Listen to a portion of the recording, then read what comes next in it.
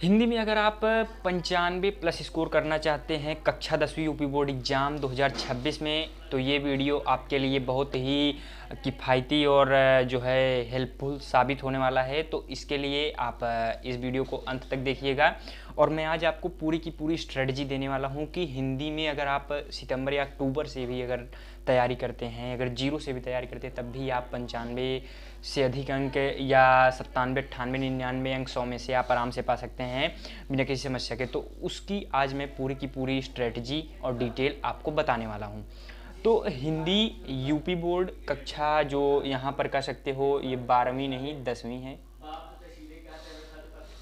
मैं 10वीं के लिए स्ट्रेटजी वीडियो बना रहा हूँ। 12वीं के लिए नेक्स्ट वीडियो में मिसप्रिंट हो गया, वो मतलब 12वीं को ख्याल में रख करके अभी तो मैंने 12th दिया है, 2 साल हुए हैं, तो उस हिसाब से थोड़ा सा दिमाग में गया।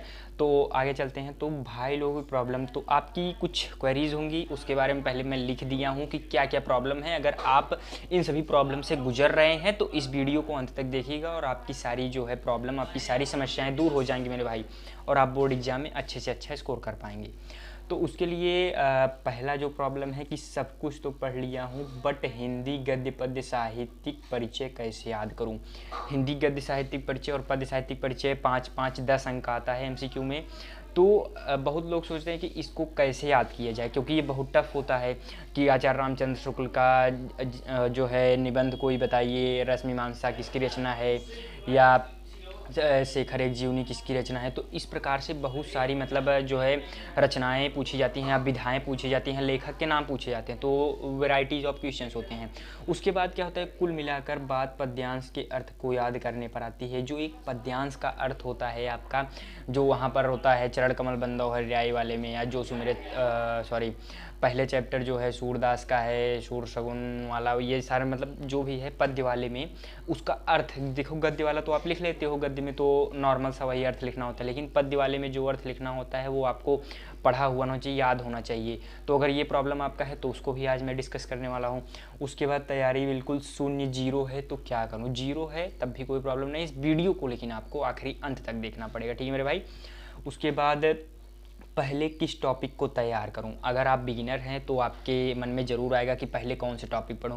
अगर आप अभी अगर जीरो पर हैं तो अगर आप सोच रहे हैं कि एकदम बुक को एकदम जीरो से पढ़ूंगा तो हो जाएगा, नहीं। अगर आप को इस समय जो है मोस्ट इंपॉर्टेंट टॉपिक्स पर फोकस करना पड़ेगा, ठीक है मेरे भाई।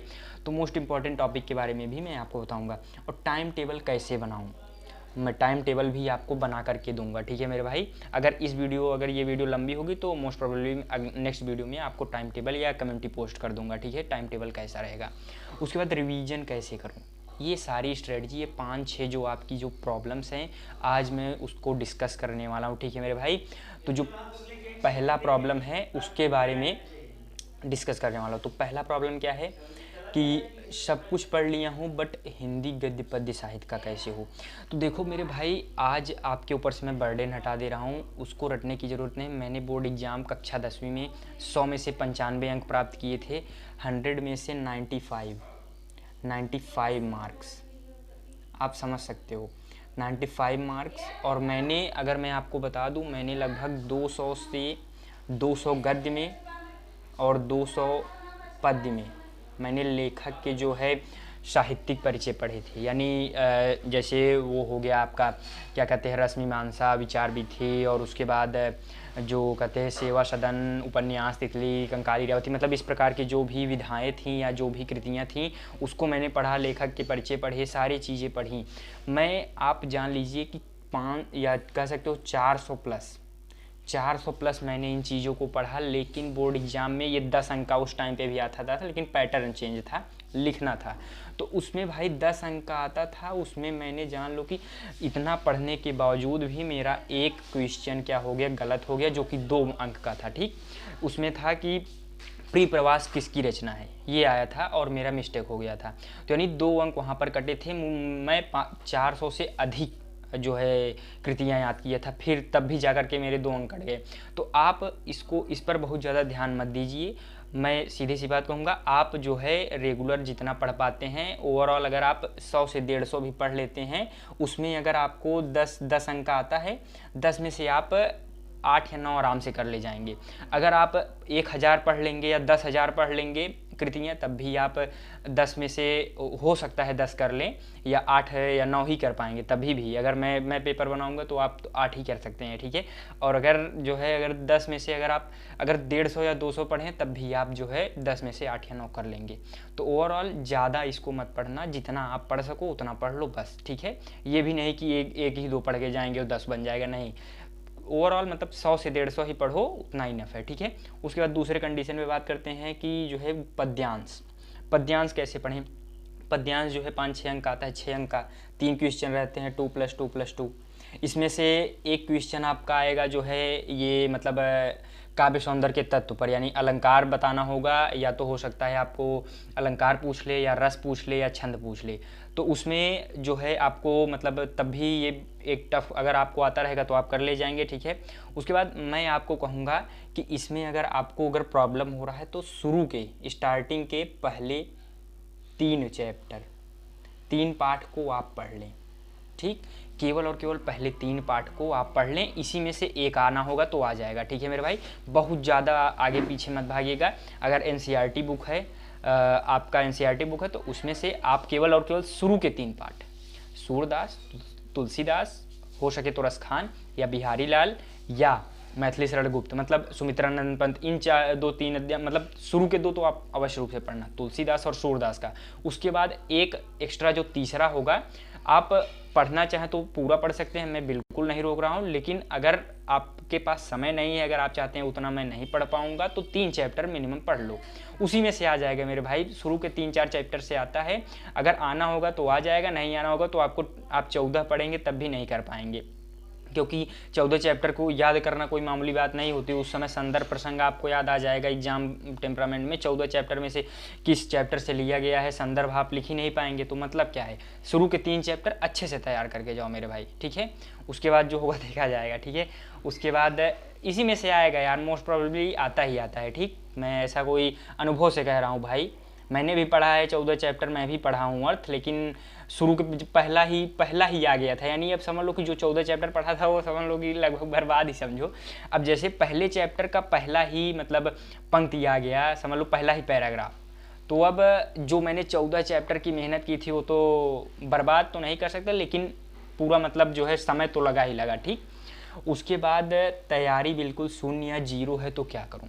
अगर मेरे भाई जीरो है, डरने की कोई बात नहीं, मैंने लिंक डिस्क्रिप्शन में लगा दिया है आपका वो video, top 10 most important topic, जो दूसरा कंडीशन मान लो, तो top 10 most IMP topics Hindi के लिए, हिंदी अंग्रेजी दोनों के लिए है, लेकिन हिंदी अंग्रेजी संस्कृत तीनों के लिए है। और हिंदी के लिए आप आज देख लीजिएगा, ठीक है मेरे भाई। हिंदी के लिए मैंने लगा दिया है, आप अवश्य रूप से जा करके देख लो। 10 टॉपिक हैं और पहला जिस सीक्वेंस में टॉपिक दिया हूं मैं, पहला दूसरा तीसरा करके उसी सीक्वेंस में पढ़ना है, ठीक है। पहले आप हाई वेटेज और मोस्ट इंपॉर्टेंट, मिनिमम इनपुट और हाई आउटपुट, यानी कम जो है मेहनत में। अब जैसे श्लोक पढ़ना है, बहुत ही कम मेहनत है, 2 अंक आपको मिल जाएगा, 1 या 1.5 घंटे आपको रिवाइज करना है। पत्र लिखना है, बहुत ज़्यादा नहीं पढ़ना, 5-6 अंक मिल जाएंगे, 4 अंक। उसके बाद आपका 6 अंक का निबंध आता है, बहुत ही जी है, उसमें करना ही क्या है, बस रूपरेखा आपको आनी चाहिए। तो मतलब ओवरऑल आप इंपॉर्टेंट टॉपिक्स को पकड़िए, पहले अपने अंक गेन कीजिए। बोर्ड एग्जाम में मार्क्स लाना इंपॉर्टेंट है, क्योंकि एग्जाम का नेचर ही ऐसा है। बोर्ड एग्जाम में सभी स्टूडेंट चाहते हैं कि अच्छे अंक प्राप्त करें। अगर जो नॉलेज भी गेन करना चाहता है तो जुलाई से या अप्रैल से ही पढ़ रहा है, तो ओवरऑल आपको नॉलेज भी मिल जाएगा। स्मार्ट वर्क करिए, समय कम है, दीपावली आने वाली है, उसके बाद फटाफट से समय बीत जाएगा। आप प्री बोर्ड देंगे, हाफ ईयरली देंगे, उसके बाद जो है हो सकता है किसी कहीं पे प्रैक्टिकल भी होता है कक्षा 10वीं में। तो अब जो भी है, तो ओवरऑल अगर देखा जाए तो भाई समय ही नहीं मिल पाता, ठीक है। प्री बोर्ड के बाद ऐसा समय बीते पता ही नहीं चलेगा। तो ओवरऑल आप पहले अंक गेन कीजिए और टेस्ट दीजिए। और अगर अभी तक आपने मार्क बूस्टर सीरीज, जो कि मैं वहाँ पर आपको 1-to-1 गाइड करूँगा वीडियो कॉल और वॉइस कॉल से, तो आप वहाँ पे ज्वाइन हो जाइए, फ्री ऑफ कॉस्ट है बिल्कुल, लिंक डिस्क्रिप्शन में है। व्हाट्सएप चैनल और टेलीग्राम ग्रुप दोनों आप ज्वाइन कर लीजिए, दोनों में से कोई एक भी कर सकते हैं, उसमें आप ज्वाइन हो जाएंगे तो मैं आपको प्रॉपर 1-to-1 गाइड करूँगा, ठीक है। और टेस्ट वगैरह सारी चीज़ें फ्री ऑफ कॉस्ट है वहाँ पर। आप वहाँ पर आ गए तो आपके मतलब समझ लो कि बल्ले बल्ले हो जाएगी। अगर आप 10 दिन भी बचे हैं तब भी आप ज्वाइन कीजिए, ठीक। उसके बाद जो है चौथे प्रकृति के व्यक्ति हैं कि पहले किस टॉपिक को तैयार करूँ। भाई पहले जो है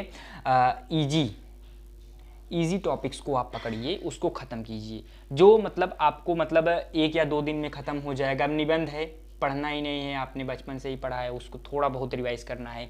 निबंध हो गया, फिर उसके बाद आप पढ़ लीजिए क्या, पत्र लेखन, फिर उसके बाद आप पढ़ लीजिए क्या, श्लोक पढ़ लीजिए। उसके बाद ऐसे ऐसे करके मैं आपको आगे बताते जाऊँगा, ठीक है। तो उसमें मतलब वीडियो में दिया है, आप देख लीजिएगा। उसके बाद टाइम टेबल कैसे बनाओ, ये मैं नेक्स्ट वीडियो में आपको बताऊंगा, टाइम टेबल कैसे बनाना है।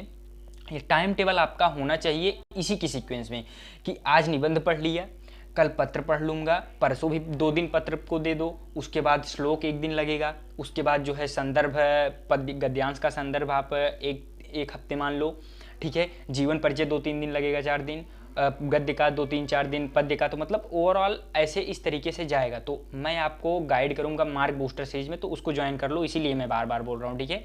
फ्री ऑफ कॉस्ट है, तो प्रॉब्लम क्या है मेरे भाई। उसके बाद क्या है, रिवीजन कैसे करूँ, आखिरी पॉइंट आता है रिवीजन। रिवीजन करने के लिए मैंने #T90 सीरीज स्टार्ट किया है, वो फ्री ऑफ कॉस्ट जो है आपका यूट्यूब शॉर्ट्स वीडियो पर अपलोड किया जा रहा है रेगुलरली 1 सितंबर, यानी 1 सितंबर से वो आपका जो है डेली अपलोड किया जाता है सुबह 5 बजे। आपको डेली टारगेट कंप्लीट करना है और हर 5वें दिन आपको रिवाइज करना होता है और डेली शाम को रिवीजन का टारगेट होता है। तो मतलब 6 टारगेट आपको दिए जाएंगे, डेली आपको वही कंप्लीट करना है। 90 दिन में आप 90 पार जा सकते हैं #T90 सीरीज से, ठीक। और मार्क बूस्टर सीरीज जो कि फ्री ऑफ कॉस्ट है।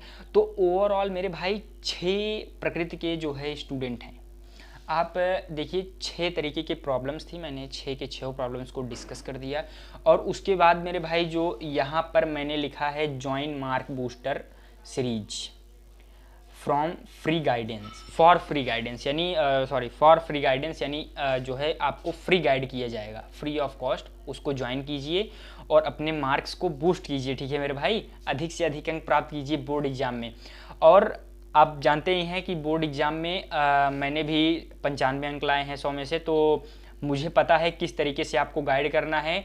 मैं उसको भले ही अब मैंने अगर मान लीजिए कि 2 या 3 महीने में वो तैयारी करके उतने अंक प्राप्त किए हैं, तो आपको मैं 20 दिन में ही वो तैयारी करवा दूंगा। तो उसके लिए लेकिन आपको मार्क बूस्टर में ज्वाइन होना पड़ेगा, लिंक डिस्क्रिप्शन में दिया गया है, फ्री ऑफ कॉस्ट है, आप ज्वाइन हो जाइए। उसके बाद मैं देखूंगा कि क्या आपको करवाना है, कैसे पढ़ाना है, क्या करना है, सारी चीज़ें मैं आपको देखूंगा, ठीक है। और उसके बाद जो है आपकी सारी प्रॉब्लम्स तो मैंने डिस्कस कर दी हैं, और उसके बाद आगे जो भी होगा मैं आपको बता दूंगा। और नेक्स्ट आपको किस सब्जेक्ट के लिए स्ट्रेटजी वीडियो चाहिए, किस सब्जेक्ट के लिए क्या कैसे पढ़ना है, वो अगर आपको जानना है तो उसके लिए आप जो है कमेंट कीजिए, मैं आपको मतलब उस पर वीडियो प्रोवाइड करूँगा, ठीक है मेरे भाई। तो इसी के साथ चलते हैं, बस यही चीज़ें बतानी थी, 4-5 चीज़ें जो प्रॉब्लम्स थी, क्वेरीज थी आपकी, यही मोस्टली स्टूडेंट्स की होती हैं। अगर आपकी कोई और प्रॉब्लम है तो वो भी आप कमेंट में टाइप कीजिए कि ये चीज़ मुझे नहीं याद हो रहा है, किस तरीके से पढ़ना है, क्या पढ़ना है, तो वो भी मैं आपको बताऊंगा, ठीक है मेरे भाई। तो इसी के साथ चलते हैं, धन्यवाद। और अपनी तैयारी करते रहिए, क्योंकि समय बहुत कम बचा हुआ है, तो अपनी बोर्ड एग्ज़ाम की तैयारी में जुट जाइए और अधिक से अधिक अंक प्राप्त कीजिए। मैं आपसे मतलब मेरी यही इच्छा है कि आप अधिक से अधिक अंक बोर्ड एग्ज़ाम में लाएँ। तो इसी के साथ चलते हैं, धन्यवाद, bye bye, take care all of you, thank you.